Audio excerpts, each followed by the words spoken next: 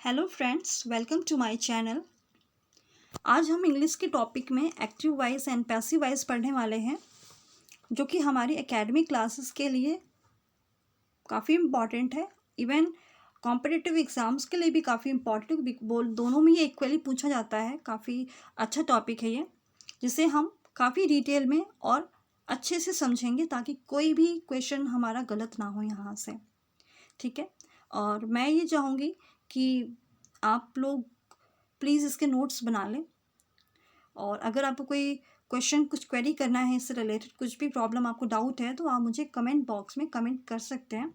तो मैं उसका या तो रिप्लाई कर दूँगी या नेक्स्ट वीडियो में उसका मैं आपको आंसर दे दूँगी, आपकी डाउट क्लियर करूँगी। प्लीज़ चलिए स्टार्ट करते हैं। आज का टॉपिक हमारा active voice and passive voice. ये जो वॉइस होता है, वॉइस क्या होता है? So voice is the form of the verb.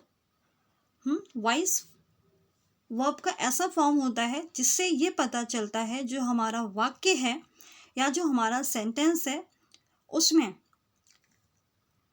कर्ता या सब्जेक्ट की प्रधानता है, या सब्जेक्ट कोई काम कर रहा है या फिर उसके द्वारा कराया जा रहा है, या किसी और की रिस्पॉन्सिबिलिटी, किसी और की बोझ उसके ऊपर आ रही है। थोड़ा टेक्निकल वर्ड्स हो गया, आई थिंक आप नहीं समझ पाए होंगे।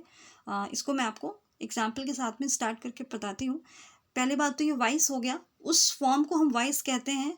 वॉइस के 2 टाइप्स होते हैं, active voice and passive voice. Okay, तो हमारा एक्टिव वॉइस से हम स्टार्ट करते हैं। एक्टिव वॉइस क्या होता है?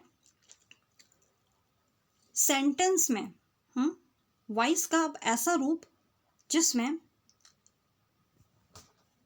सब्जेक्ट की प्रधानता होती है। सब्जेक्ट को हम हिंदी में कर्ता बोलते हैं और इंग्लिश में सब्जेक्ट बोलते हैं कर्ता को। ओके, तो किसी सेंटेंस में जब सब्जेक्ट की प्रधानता होती है, या जो सब्जेक्ट होता है मेनली वो काम कर रहा होता है, तो वहाँ पर एक्टिव वॉइस होती है।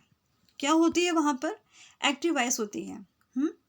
एग्जाम्पल से हम देखते हैं, ये सेंटेंस एक यहाँ पर गिवन है, वह कार ठीक कर रहा है। क्या है? वह कार ठीक कर रहा है। इसका इंग्लिश में वर्जन का कन्वर्जन है, he is repairing the car. He is repairing the car. अब मुझे ये बताइए कि इस सेंटेंस में he is repairing the car में सब्जेक्ट क्या है? सब्जेक्ट है आपका वह। हिंदी में आपने पढ़ा होगा तो पता होगा आपको वैसे भी, और अगर मैं इसी कन्वर्शन, हम चूँकि इंग्लिश पढ़ रहे हैं इस वक्त, तो ही यहाँ पर हमारा सब्जेक्ट है या करता है, और ही पे ये पूरा सेंटेंस जो आपका आगे का बनता है डिपेंडेंट है। तो मेन प्रधानता किसकी है? मेन आपका इम्पॉर्टेंट है, जो प्रधान है, जो काम कर रहा है, वो ही है। ही इज़ व्हाट इज़ ही? ये आपका सब्जेक्ट है। तो मैंने आपको बताया ना, एक्टिव वॉइस क्या होता है, हमने देखा सब्जेक्ट की जब प्रमुखता होती है या वो काम कर रहा होता है, तो वो उस टाइप का जो स्ट्रक्चर होता है, जो वॉइस होता है, वो एक्टिव वॉइस होता है। ठीक है, ये हमने यहाँ पर समझा। अब हम आते हैं पैसिव वॉइस में। ओके, जब ऑब्जेक्ट की प्रमुखता होती है, ऑब्जेक्ट माना कर्म, ठीक है, उसकी इंपॉर्टेंस होती है जिस सेंटेंस में, तो वहाँ पर पैसिव वॉइस होती है। वहाँ पर सब्जेक्ट की इंपॉर्टेंस नहीं होती है। किसकी होती है? ऑब्जेक्ट की होती है, सब्जेक्ट की नहीं होती है। Subject as a object treat किया जाता है आपका। कैसे? एग्जाम्पल्स हम समझते हैं। यहाँ पर एक सेंटेंस दिया है, कार उसके द्वारा ठीक की जा रही है। ठीक है, यहाँ पर आप देखिए, आप एक सेंटेंस हमने एक्टिव वॉइस में यूज़ किया था, सेम सेंटेंस मैंने यूज़ किया था आपको समझाने के लिए, उसी का ही पैसिव वॉइस मैंने यहाँ पर करके आपको समझाया है। पहला हमारा था, वह कार ठीक कर रहा है। कौन? वह। ठीक है, और यहाँ पर ऑब्जेक्ट क्या था हमारा, ये भी देख लीजिए, the car was object here. ठीक है, कार यहाँ पे ऑब्जेक्ट थी आपकी। बट यहाँ पर पैसिव वॉइस में बात करती हूँ, तो ये कार जो है यहाँ से उठ के इधर आ गई है, माना ये सब्जेक्ट बन गई है आपकी। ठीक है, आप देख रहे हैं ये चीज़, यहाँ कार आ गई है, मतलब कार उसके द्वारा ठीक की जा रही। तो इम्पॉर्टेंट क्या है? Car, right. कार इम्पॉर्टेंट है आपकी, कार को ठीक किया जा रहा है, और कौन ठीक कर रहा है? वो। वह कौन? ही। बट जब हम पैसिव वॉइस में यूज़ करते हैं तो ही का हिम हो जाता है। बाय द वे ये रूल मैं आपको आगे समझाऊंगी। सो हम बेसिकली थोड़ी सी हमको सिर्फ इतना समझना है कि पैसिव वॉइस क्या होता है। तो जब ऑब्जेक्ट की प्रधानता होती है तो वहां पर पैसिव वॉइस होता है। ठीक है, इसको आप समझ सकते हैं। मैंने और भी एग्जाम्पल लिया है।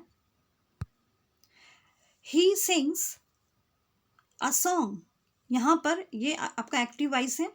क्या है? He sings a song. अब आप समझिए ये एक्टिव वॉइस क्यों है। क्यों? क्योंकि यहाँ पर वह गाना गाता है। कौन? वह गाना गाता है। ही जो है वो आपका सब्जेक्ट है और वो काम कर रहा है। ठीक है, ये गाना जो है ये ही पे डिपेंडेंट है। वो गाना ही, कौन काम कर रहा है? ही कर रहा है, सब्जेक्ट कर रहा है, तो एक्टिव वॉइस हो गया।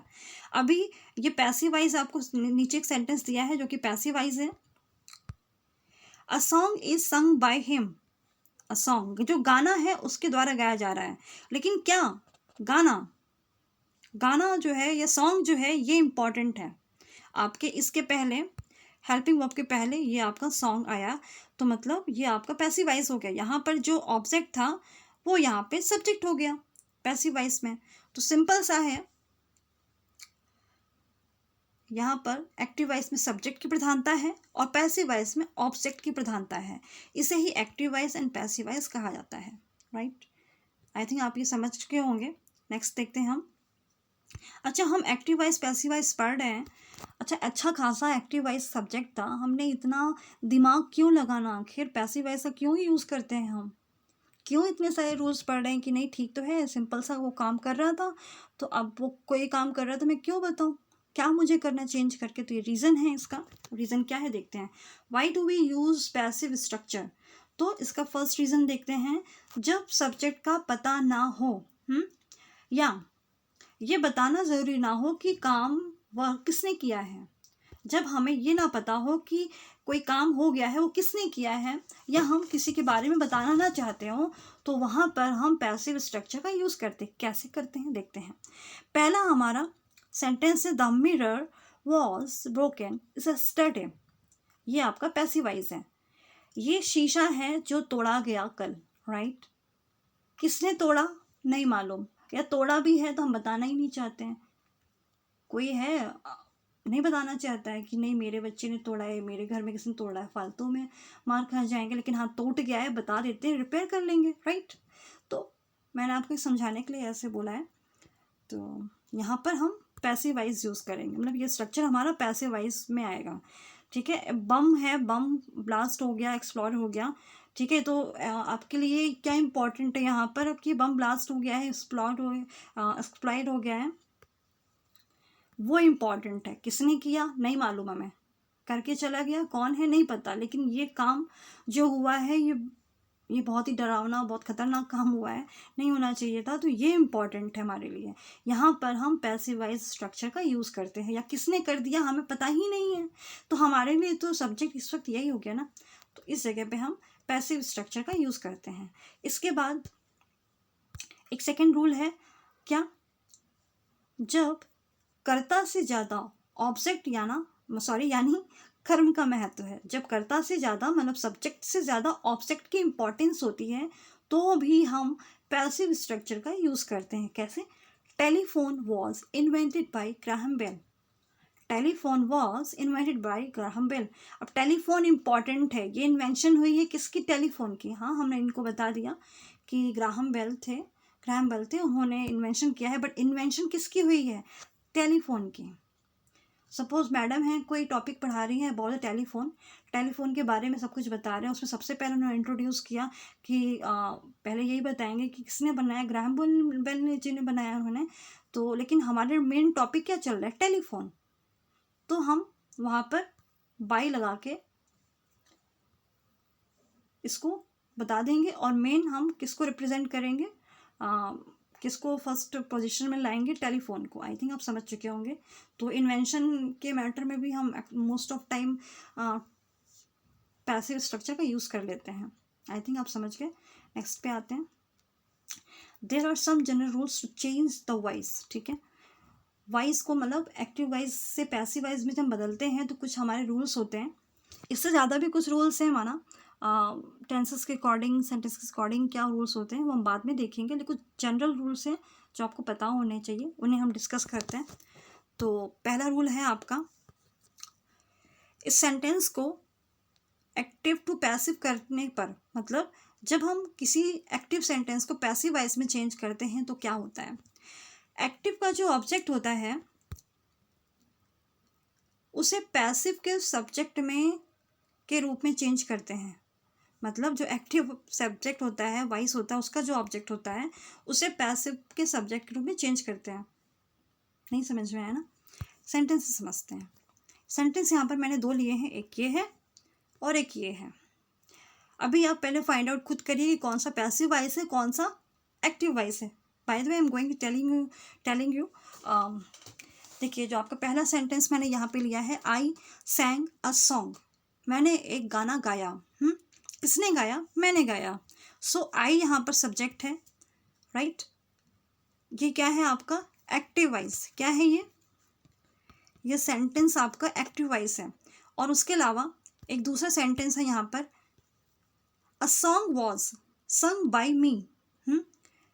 तो अब देखिए यहाँ पर सेंटेंस दोनों एक ही हैं, ये एक्टिव है और ये पैसिव कर दिया है। अब मैंने डिफरेंस बता रही हूँ मैं आपको, इसको रूल का क्या है। जो एक्टिव का ऑब्जेक्ट है, अब इस सेंटेंस का ऑब्जेक्ट क्या है? A song. मैंने क्या गाया? सॉन्ग गाया। तो वो जो ऑब्जेक्ट है, अब जब मैं इसे पैसिव वॉइस में चेंज करूँगी तो ये जो ऑब्जेक्ट है ये इस सेंटेंस का, माना पैसिव वॉइस का सब्जेक्ट बन जाएगा। ठीक है, तो यही आपको ऊपर समझाया गया है कि एक्टिव का जो ऑब्जेक्ट होता है वो पैसिव का सब्जेक्ट बन जाता है। ठीक है, चलिए ये हमारा ये रूल यहाँ पे कंप्लीट हुआ। नेक्स्ट पे हम देखते हैं।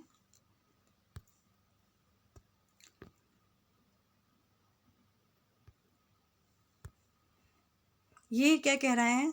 सेकंड नंबर, पैसिव वॉइस में जब हम चेंज करते हैं तो क्या होता है। तो जो वर्ब की फॉर्म होती है ना हमारी एक्टिव वॉइस में, वर्ब की जो भी फॉर्म थी, फर्स्ट सेकंड जो भी रही हो, लेकिन जब जब हम पैसिव वॉइस यूज़ करते हैं तो वर्ब की फॉर्म हमारी थर्ड फॉर्म में हो जाती है। ठीक है, ये बात याद रखिएगा। क्या? वर्ब की जो फॉर्म होती है वो थर्ड फॉर्म में हो जाती है।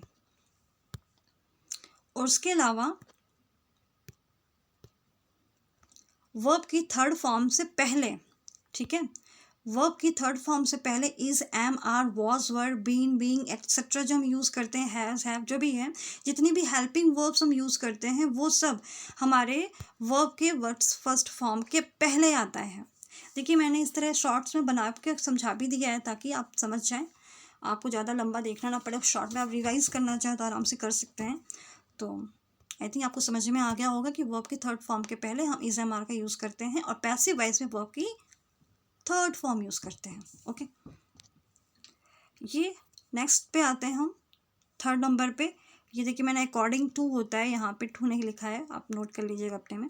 According to subject of passive, जब हम पैसिव का पैसिव वॉइस में चेंज करते हैं तो क्या होता है, पैसिव के सब्जेक्ट के अकॉर्डिंग, ठीक है, वर्ब की फॉर्म्स डिसाइड होती हैं। मतलब जो हमारी वर्ब होती है वो सिंगुलर होगी या प्लूरल, ये हम कैसे डिसाइड करते हैं? पैसिव वॉइस में उसके पैसिव वॉइस का जो सब्जेक्ट होता है उसके अकॉर्डिंग। चलिए इसको समझ लेते हैं।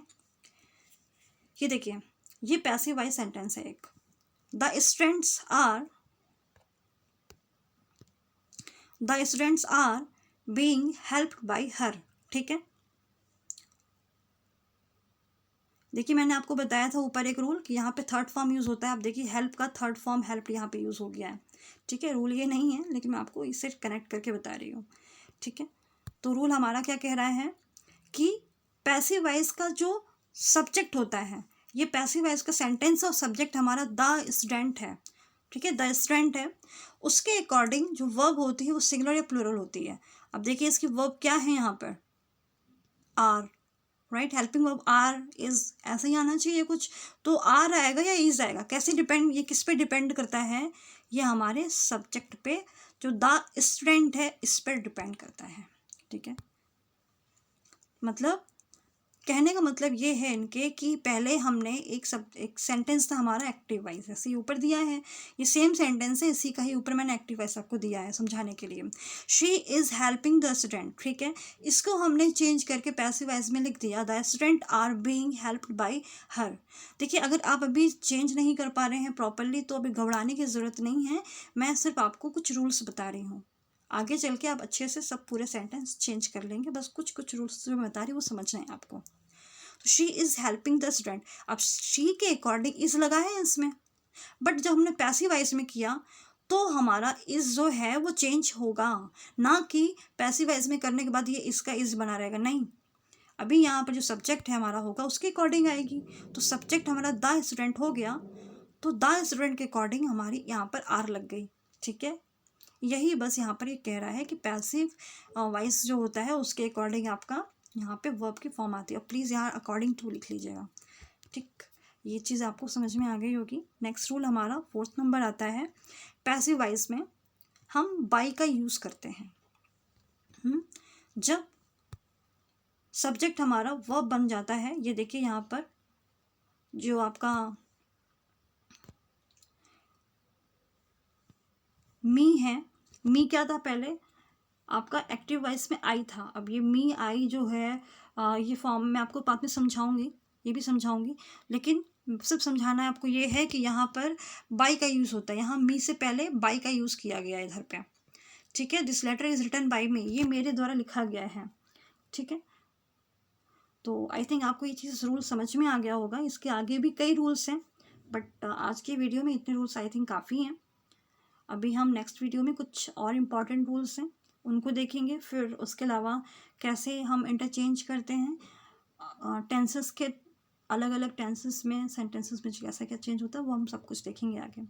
तो प्लीज़ आपको अगर कोई भी प्रॉब्लम कोई भी डाउट हो तो आप मुझसे कमेंट बॉक्स में कमेंट करके पूछ लीजिए, और अगर आपको मेरा वीडियो अच्छा लगा है, मेरा पढ़ाने का भी अच्छा लगा है, या कुछ भी आपको लगता है कि नहीं और अच्छे से बताया जा सकता है या कुछ आपको और पूछना है, आप मुझे बता सकते हैं। और अगर मेरा वीडियो अच्छा लगा है हाँ, तो आप प्लीज़ मेरे वीडियो को लाइक कर दीजिए, शेयर कर दीजिए और मेरे चैनल को सब्सक्राइब कर दीजिए। Thank you.